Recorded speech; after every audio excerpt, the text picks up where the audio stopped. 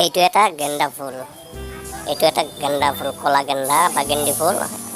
এতিয়া বন্ধুসকলে ক'ব এইটো দেখাবলগীয়া কি কথা আছে, ফুলটো চবেই দেখিছে, কিন্তু ইয়াৰ অৰ্থ হ'ল যে দেশৰ অৰ্থ এইটোৱে হ'ল যে এটা মাতৃক গছৰ পৰা মই 50টা পুলি বনাইছোঁ। এইগিলা পুলি সেই এটা গছৰ পৰাই বনাইছোঁ, সেইকাৰণে বন্ধুসকলক ভিডিঅ'টো দেখুৱাই আছোঁ। এই গেন্দা ফুলৰ কেইবাটাও ভাগ আছে। গেন্দী ফুলৰ এইটো তাৰ মাজত কলা গেন্দী ফুল।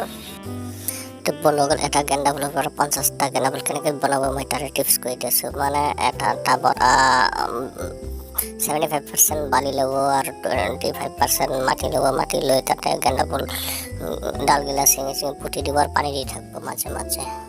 এইটো আৰু ফাগুন আৰু আঘোণ পুহত কৰা। এইটো আঘোণ পুহত কৰিব, মানে মাজে মাজে পানী দি থাকিব, হৈ যাব এনেকৈ। এই বন্ধুসকল কৈ দিছোঁ শ্বৰ্টকৈ কৈ দিছোঁ। বালু মাটি পানী আৰু গেন্দা ফুলৰ ডাল পুতি দিব ডাইৰেক্ট ছিঙি, হৈ যাব। পানী ঢালি থাকিব সদায়।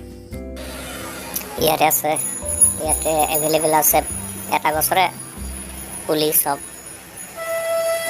মাতৃ গছ, এটাই মাতৃ গছ এইগিলা।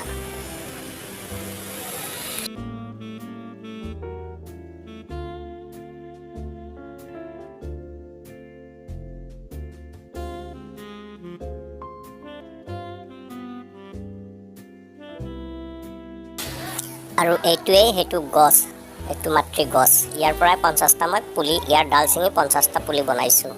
এইটোৱেই মানে, সেইকাৰণে ইমান পাত নাই তাৰ, পূৰা ডালগিলা ছিঙি মই বেলেগ পুলি বনাইছোঁ। এইটোৱে গছ লতৰ নিচিনা হৈ আছে, ইমান মোটা শকত, কিন্তু পাত কম।